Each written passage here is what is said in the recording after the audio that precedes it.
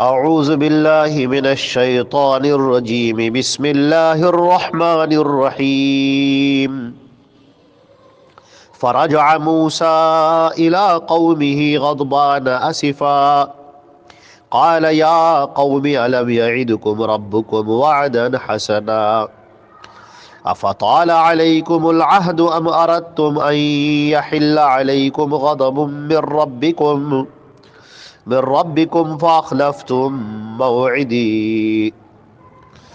یہ سورہ طٰہٰ کی آیت نمبر 86 ہے، 86، اور ترجمہ اس کا یہ ہے: اور موسیٰ اپنی قوم کی طرف انتہائی غضبناک اور افسوس میں لوٹا، اور اس نے کہا کہ میرے قوم کے لوگوں، کیا تمہارے رب نے تم سے اچھا وعدہ نہیں کیا؟ کیا تمہارے اوپر مدت دراز ہو گئی، یا تم نے چاہا کہ تمہارے اوپر تمہارے رب کی طرف سے غضب نازل ہو اور تم نے میرے وعدے کو توڑ دیا؟ یہ واقعہ جو چل رہا ہے، اللہ رب العزت نے حضرت موسیٰ علیہ السلام سے یہ وعدہ کیا اور ان کی قوم سے کہ ہم تمہیں شریعت نازل کریں گے، شریعت دیں گے۔ بلکہ یہ بنی اسرائیل کا ہی مطالبہ تھا۔ جب وہ لوگ فرعون کے اور اس کی لشکر کی غرقابی کے بعد، جب یہ لشکر ڈوب گیا فرعون کا، اور بنی اسرائیل کو فرعون سے نجات مل گئی، اس کے مظالم سے، اس کے ظلم سے نجات مل گئی، تو اب اس قوم نے خود ہی چاہا کہ میرا رب، میرا پروردگار میرے لیے شریعت نازل کرے، احکام نازل کرے، جس کی ہم پیروی کریں اور اپنے رب کو خوش کریں اور اپنے رب کو ہم راضی کریں۔ چنانچہ اللہ رب العزت نے ان سے وعدہ کیا طور کی جانب، اور موسیٰ علیہ السلام اپنے ساتھ 40 افراد کو لے کر چلے، اور ادھر اللہ رب العزت نے ان سے کہا کہ تم پوری قوم کو لے کر ادھر آؤ اور 30 دن کا اعتکاف کرو، یہ 30 دن عبادت میں گزارو۔ حضرت موسیٰ علیہ السلام اللہ کے پاس جلدی پہنچ گئے کوہ طور پر، اور اپنی قوم کو پیچھے چھوڑ دیا، اور اس کے بعد اللہ رب العزت نے ان سے کہا کہ اے موسیٰ، تم 40 دن کا اعتکاف کرو، یعنی جو 30 دن کا عہد تھا اب تم اس کو 40 دن پورا کرو، 10 دن اور زیادہ۔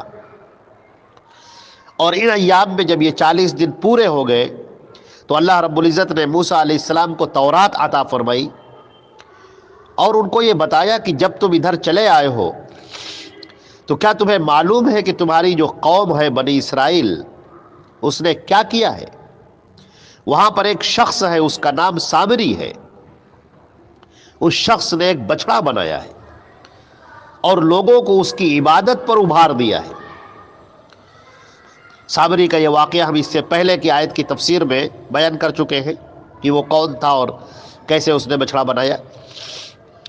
چنانچہ موسیٰ علیہ السلام کو جب یہ بات معلوم ہوئی، اور اس سے ایک بات پتہ چلی کہ انبیاء عالم الغیب نہیں ہوتے، انبیاء کو جب اللہ رب العزت بتاتا ہے تب انہیں پتہ ہوتا ہے۔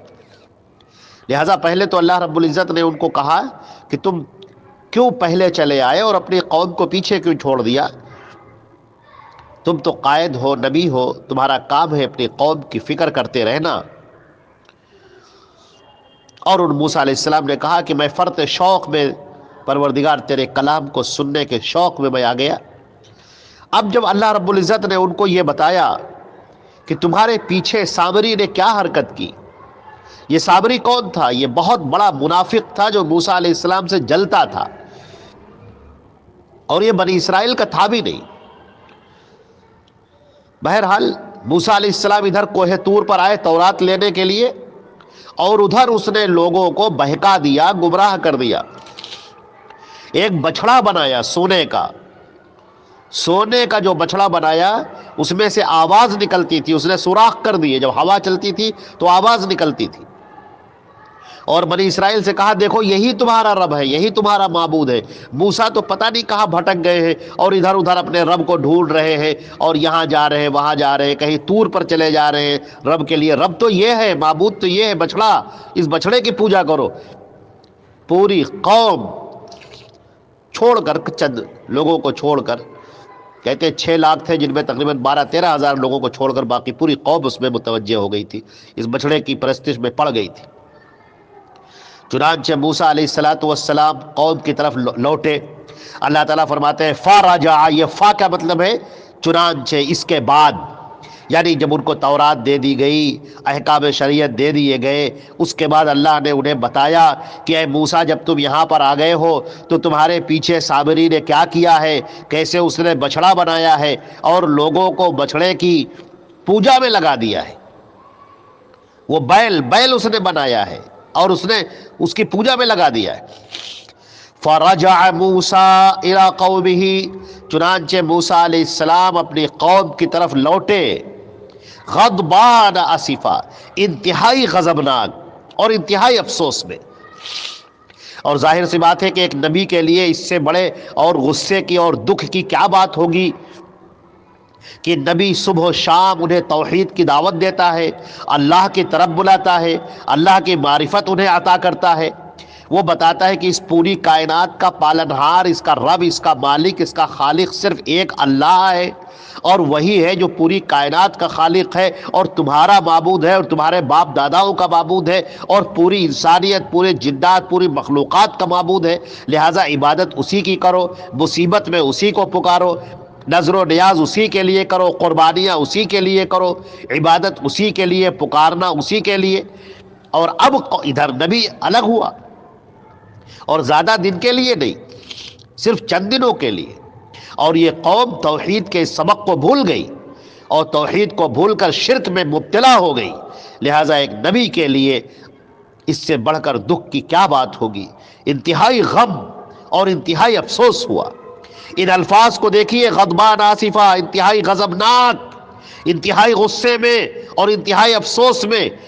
ذرا سوچئے کہ ہمارے پیارے رسول حضرت محمد مصطفیٰ صلی اللہ علیہ وسلم، جنہوں نے توحید کو پہنچانے کے لیے اور اللہ کے احکامات کو اس کے بندوں تک پہنچانے کے لیے کتنی تکلیفیں اٹھائی، آپ کو مارا گیا، پیٹا گیا، پتھر پھینکے گئے، راستے میں کانٹے بچھائے گئے، آپ پر کوڑا پھینکا گیا، آپ کو اپنے علاقے سے نکال دیا گیا، آپ کے لیے بائیکاٹ کیا گیا، آپ کو ہر طریقے سے تنگ کیا گیا، دق کیا گیا، اذیتوں کے پہاڑ آپ پر توڑ ڈالے گئے، لیکن آپ اس توحید کی دعوت کو پہنچاتے رہے۔ آج نبی کریم صلی اللہ علیہ وسلم کے بارے میں ذرا سوچ کے دیکھیے کہ کیا عالم ہوتا ہے جب ایک نبی اپنی قوم کی طرف دیکھتا ہے، لوٹتا ہے۔ موسیٰ علیہ السلام اپنی قوم کی طرف لوٹ کر آئے ہیں اور کیا دیکھ رہے ہیں کہ لوگ بچھڑے کی پوجا کر رہے ہیں، بچھڑے کی پرستش میں لگے ہوئے، اس کے آگے قربانی پیش کر رہے ہیں، اس کو پکار رہے ہیں، اس کے آگے سجدے کر رہے ہیں۔ قرآن پاک نے جو الفاظ کھینچے ہیں، غضبان، انتہائی غضب، یہ مبالغے کا صیغہ ہے، انتہائی غضبناک، انتہائی غضبناک، اور اسفہ، اور دکھ میں ڈوبے ہوئے، کلیجہ پھٹ گیا ان کا، دکھ میں ڈوبے ہوئے۔ کیا ہو رہا ہے؟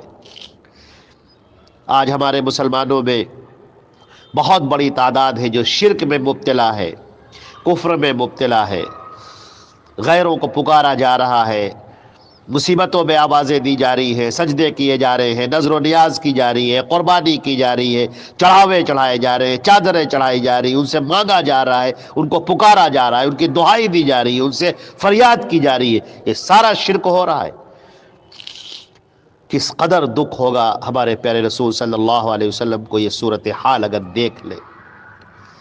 اس قوم کو دیکھیے، غضبان آسفہ، آخرکار آئے، قال، موسیٰ علیہ السلام کہنے لگے، یا قومی، اے میری قوم، اے لوگو سنو، اے لوگو، اے بنی اسرائیل، اے لوگو سنو، الم یعدکم ربکم وعدا حسنا، کیا تمہارے رب نے تم سے اچھا وعدہ نہیں کیا تھا؟ یہ کون سا وعدہ مراد ہے؟ ایک وعدہ تو تورات کا ہے کہ ہم تمہیں تورات دیں گے، احکام شریعت دیں گے۔ ایک وعدہ یہ ہے کہ اگر تم سچائی کی زندگی بسر کرو گے، تمہارے گناہوں کو ہم معاف کر دیں گے، تمہیں جنت میں داخلہ دیں گے۔ یہ سارے وعدے کیا تمہارے رب نے تم سے نہیں کیے ہیں؟ جنت دینے کا وعدہ نہیں کیا ہے؟ آرام اور اطمینان دینے کا وعدہ نہیں کیا ہے؟ افطال علیکم العہد، یہ مدت کیا تم پر دراز ہو گئی تھی؟ ابھی میرے گئے ہوئے کتنے دن ہوئے تھے؟ صرف 10 دن زیادہ ہو گئے، اور ان 10 دنوں کے اندر تم نے ایک بچڑا بنا لیا، اس کی پوجا کرنی شروع کر دی۔ یہ کیا ہو گیا تم کو؟ ام اردتم ان یحل علیکم غضب من ربکم، کیا تم نے یہ چاہا تھا کہ تمہارے اوپر تمہارے رب کا غضب نازل ہو؟ یہ تم شرک کرو گے تو اللہ کا غضب نازل ہوگا، اللہ کا قہر نازل ہوگا، اللہ رب العزت تم کو ذلیل کر دے گا اور ذلتیں تم پر مسلط کر دے گا۔ جب تم اللہ کی توحید سے بھاگو گے تو کہیں کے نہیں رہو گے، چاروں طرف سے تم کو مصیبتوں کا سامنا کرنا ہوگا، اور آخرت کی مصیبت تو اس سے کہیں زیادہ ہے۔ اسی دنیا میں تم کو ذلیل کر دیا جائے گا، اور مر کے جب اللہ کے سامنے پہنچے گے تو جہنم تمہارا ٹھکانہ ہوگا۔ وَمَن يُشْرِكْ بِاللَّهِ فَقَدْ حَرَّمَ اللَّهُ عَلَيْهِ الْجَنَّةَ، جس نے شرک کر لیا اللہ نے جنت کو اس پر حرام کر دیا، وَمَأْوَاهُ النَّارُ، اس کا ٹھکانہ جہنم ہے، وَمَا لِلظَّالِمِينَ مِنْ أَنصَارٍ، اور ان ظالموں کے لیے، ان مشرکین کے لیے کوئی سفارش کرنے والا نہ ہوگا، کوئی مدد کرنے والا نہ ہوگا۔ فَأَخْلَفْتُمْ مَوْعِدِي، تو پھر تم نے میرے وعدے کو توڑ دیا، یعنی میں نے کہا تھا اللہ رب العزت کی عبادت کرتے رہو، اس کی توحید میں لگے رہو، اللہ کو پکارتے رہو، میرے پیچھے پیچھے آؤ۔ اللہ رب العزت تمہیں تورات دے رہا ہے اور تم میرے پیچھے پیچھے آنے کے بجائے تم یہاں بچڑے کی پوجا میں پڑ گئے، اور تم نے بچڑے کو اپنا معبود بنا لیا، اب اس کے آگے سجدے کر رہے ہو، نذر و نیاز کر رہے ہو۔ یہ پورا واقعہ ہے جو اللہ رب العزت نے اس آیت نمبر 86 کے اندر یہ بات پیش کی ہے۔ اس کے آگے کی گفتگو ابھی اور جاری رہے گی انشاءاللہ۔ اللہ رب العزت ہمیں کرنے کی توفیق عطا فرمائے، ہم کو آپ کو سب کو عمل کرنے کی توفیق عطا فرمائے۔ والسلام علیکم ورحمۃ اللہ وبرکاتہ۔